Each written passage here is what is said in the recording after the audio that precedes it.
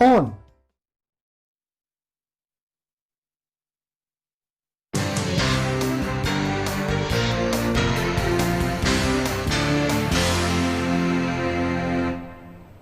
Hello, good evening and welcome to Express News. I'm Gautam Roy. Let's begin with our top story. Union Minister and senior BJP leader Ravi Shankar Prasad has attacked opposition parties including the Congress for opposing newly enacted farm laws. The Union Law Minister said that the Congress is misleading farmers. He said opposition parties are opposing the Narendra Modi government for the sake of opposition, forgetting their own work in the past. The minister said that NCP leader Sharad Pawar advocated the amendment in farm laws in 2005 and is opposing the reforms today only to settle political scores. Prime Minister Narendra Modi inaugurated the construction work on Agra Metro Rail project today. Uttar Pradesh Chief Minister Yogi Adityanath was also present on the occasion. The Agra Metro envisages two corridors with a total length of 29.4 kilometers. The first corridor comprises 14 kilometers and stretches from Taj East Gate to Sikandra, which is partly elevated and partly underground, with an elevated section of 6.3 kilometers and an underground section of 7.7 kilometers. The PM, while highlighting the achievements of the government, said that earlier projects were announced in the country's infrastructure, but there was no attention on where the money could come from and how it will be spent.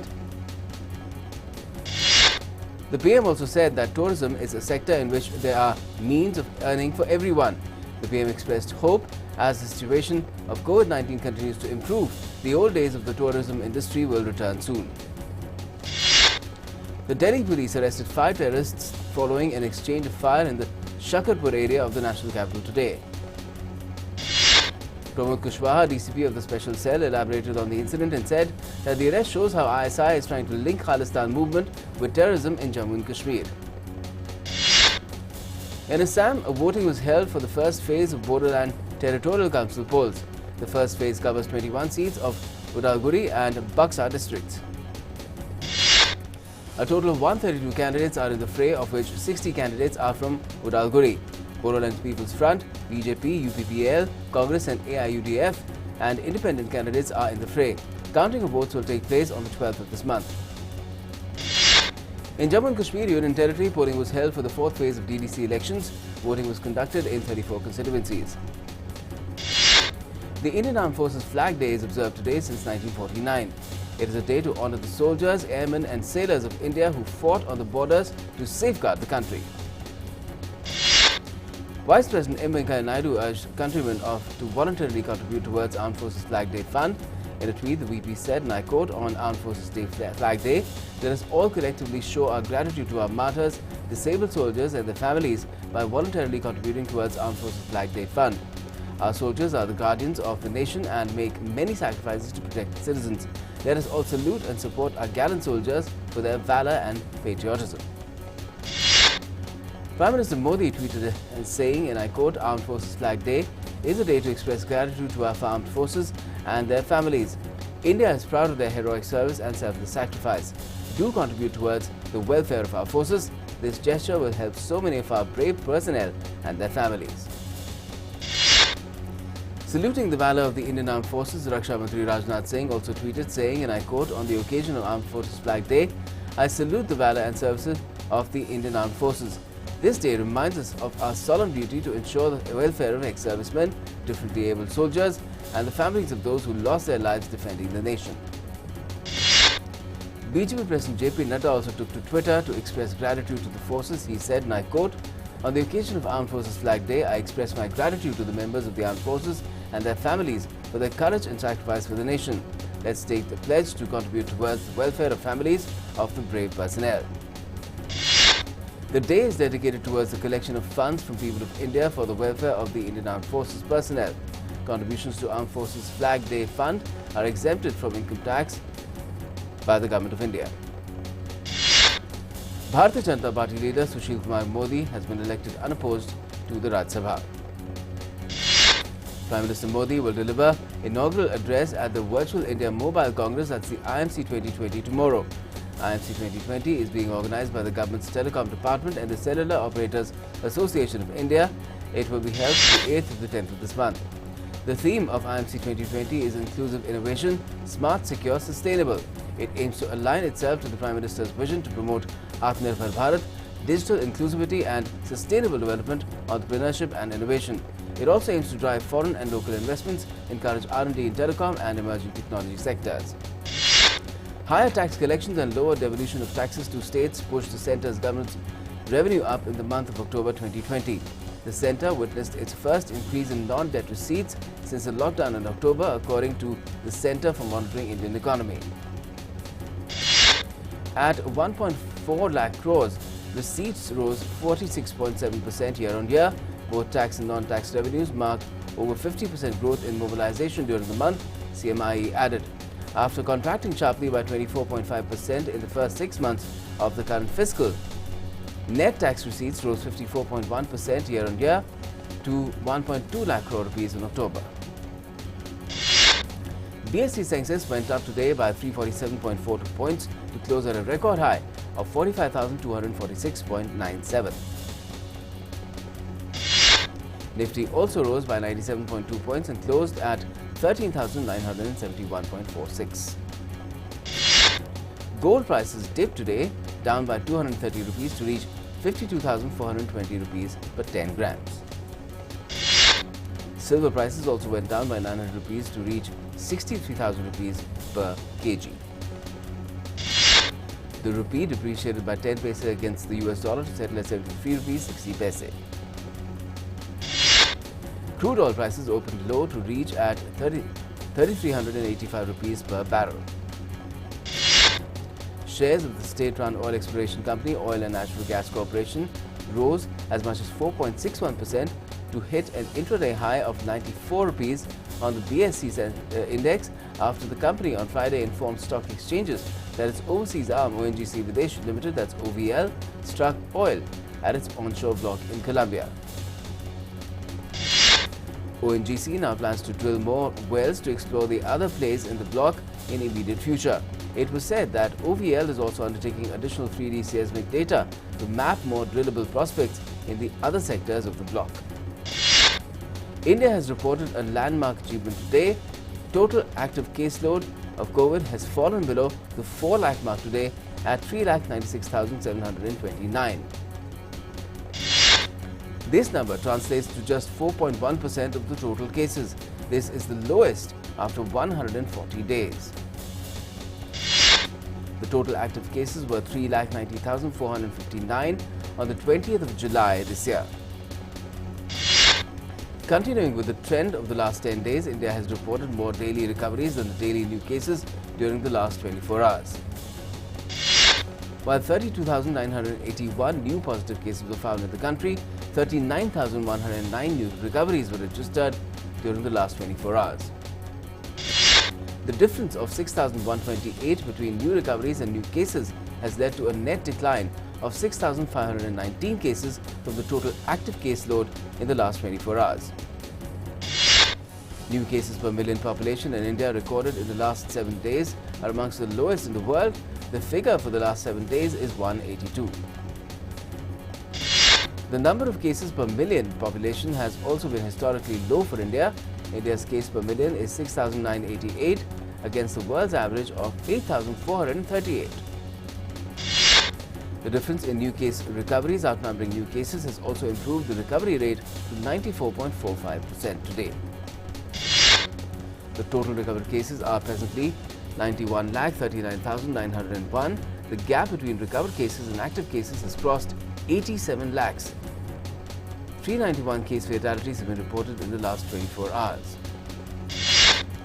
With rigorous measures, India is winning its battle against the coronavirus pandemic. According to the ICMR, total number of samples tested up to 6th of December is 14,77,87,656, and out of this, 8,01,081 samples were tested yesterday. The Serum Institute of India has become the first Indian company to apply to Drugs Controller General of India for emergency authorization of Oxford AstraZeneca coronavirus vaccine in the country. The Serum Institute has partnered with the University of Oxford and AstraZeneca for the manufacture and distribution of the vaccine candidate, that's Covaxin. More than 6 crore 74 lakh coronavirus cases have been reported worldwide, with over 15,42,000 deaths. Over 4 crore 66 lakh people have recovered from the virus so far as well. The US remains the worst hit country with the highest number of infections and deaths. The US has recorded over 1 crore 51 lakh cases of the virus with a death toll of over 2,88,000. In the US, several states continue to remain under lockdown. California reported over 25,000 new confirmed cases. Los Angeles County has issued new restrictions to allow non-essential businesses like retail stores to operate at only 20% capacity, leading to longer wait times outside many stores. A record 1,01,487 COVID-19 patients were in US hospitals on Sunday, underscoring the immense pressure on the nation's hospitals and healthcare workers. December has brought the highest hospitalization numbers in the US since the pandemic began, as the virus continues to spread like wildfire. Britain is preparing to become the first country to roll out the Pfizer-BioNTech COVID-19 vaccine this week, initially making the shot available at hospitals before distributing stocks to doctors' clinics as informed by the government. The first doses are set to be administered on Tuesday. In total, Britain has ordered 40 million doses, as each person requires 2 doses. That is enough to vaccinate 20 million people in the country of 67 million.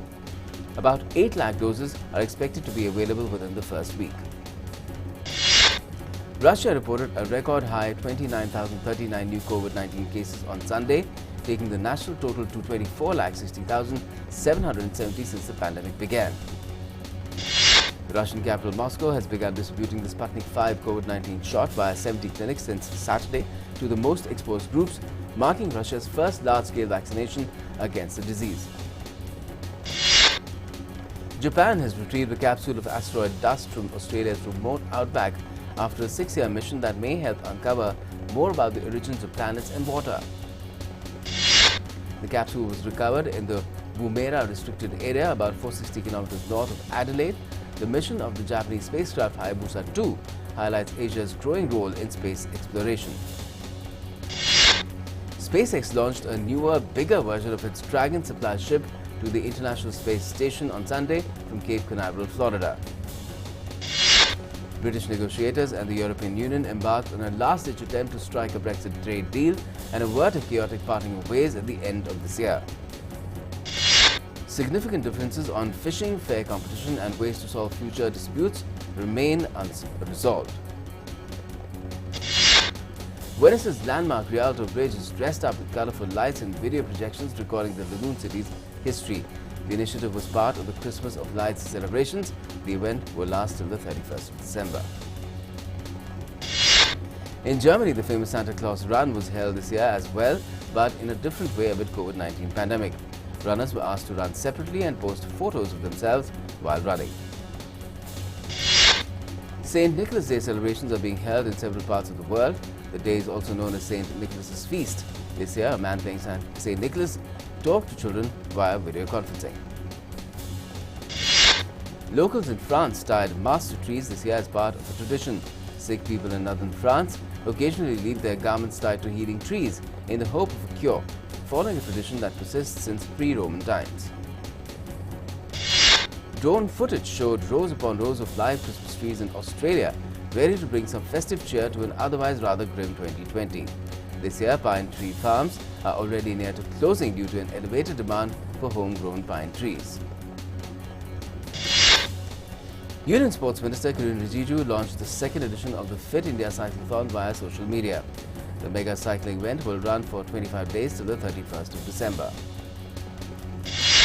The inaugural edition of the Fit India Cyclothon was launched in January 2020. This event was organized with the aim to get the people involved in outdoor activities and to start a cycling culture across the country. It saw the participation of over 35 lakh cyclists from across the country. Team India will play third and final T20 match against Australia in Sydney tomorrow. India has already won the series by winning the first 2 matches. The second ODI between South Africa versus England is scheduled for Monday at Newlands, and that's been postponed due to the 2 unconfirmed positive COVID-19 tests from the England camp. Darwala Jahan has created history by becoming the first to win the F2 race during the SUSHIL Grand Prix in Bahrain.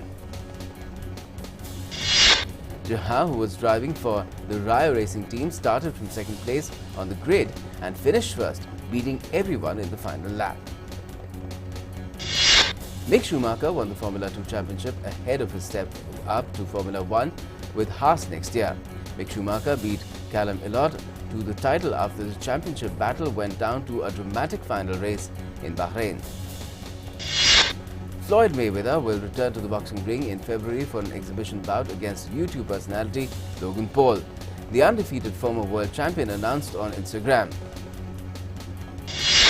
With an unblemished record of 50-0, Mayweather last fought professionally in August 2017 when he won by TKO over mixed martial arts champion Conor McGregor. England won the Nations Cup final in the most dramatic fashion as Owen Farrell landed a golden point penalty in the extra time to secure a 22-19 victory over young France. In the Women's Super League, Manchester City comfortably beat Everton 3-0. Manchester City will next face Gothenburg in Women's Super League match. Premier League champions Liverpool eased to a 4-0 win over Wolverhampton to keep pace with Tottenham at the top of the table. Mohamed Salah gave Liverpool the lead in the first half. Jorginho Wijnaldum added a second after the break, while Matip scored in the 67th minute and Nelson Semedo in the 78th. The match against the Wolves was very special for Liverpool as football fans came to Anfield to cheer for their team after a long time.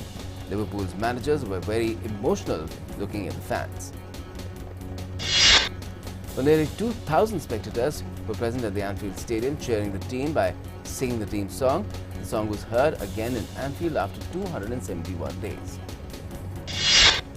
Tottenham Hotspurs defeated Arsenal 2-0 at home. Playing in front of fans, Tottenham took the lead in the 13th minute with a wonder goal from Son Heung-min. Tottenham has topped the English Premier League points table on the basis of better goal average. Liverpool are in second place. AC Milan moved 5 points clear at the top of Serie A with a victory over Sampdoria as they maintain their unbeaten run in the league this season. Frank Kessie scored from the spot in the first half while substitute Samu Castillejo made it 2-0 to Milan with his first touch in the 77th minute. Manchester City beat Fulham 2-0 in the English Premier League. Raheem Sterling and Kevin De Bruyne scored in the first half for City. And with this victory, Man City moved up to 6th place in the points table, 1 place behind Manchester United. A final time goal by Jamie Vardy helped Leicester City beat Sheffield United 2-1. Vardy scored the winning goal in the 90th minute. After this win, Leicester City again makes it to the top 4 of the EPL table. Sheffield is at the bottom of the table. Rangers stretch their lead at the top of the Scottish Premier table to 13 points over Celtic. Rangers beat Ross County 4-0. After this win, the Rangers have taken a lead of 13 points to the top in the Scottish Premier League table. Filmmaker S.S. Rajamouli welcomed actress Alia Bhatt on the set of next film RRR. The two have begun shooting for the film. Actor Varun Dhawan has tested positive for COVID-19. Dhawan was shooting for his film Jug Jug Jio in Chandigarh. Filmmaker Abhishek Kapoor shared the pictures of late actor Sushant Singh Rajput from the movie Kedarnath, marking the 2nd anniversary of the film. Actor and comedian Ali Asgar has turned 56 today. He has worked for many television serials and films. Actor Pankaj Tripathi is all set to play a South Indian superstar in his upcoming film Shakila. The first look poster has been released. In Lebanon's Beirut, renowned jazz trumpeter Ibrahim Malouf delighted crowds with a concert which was part of the annual Beirut Chants Festival. Filmmaker Patty Jenkins has dropped the trailer of her upcoming movie Wonder Woman 1984. The film will see a Christmas release and is set to hit Indian theatres on the 24th of December on Christmas Eve. American actress Kyle Richards and her daughter have tested positive for COVID-19. The actress and her 20-year-old daughter are in isolation. American actor and businessman Dan Bilzerian has turned 40 today. He has appeared in films like Cat Run 2 and The Equalizer. And Britain's Duke and Duchess of Cambridge are on a tour of the country by train. The royal couple met frontline workers, care home staff and teachers to thank them for their efforts during the COVID-19 pandemic.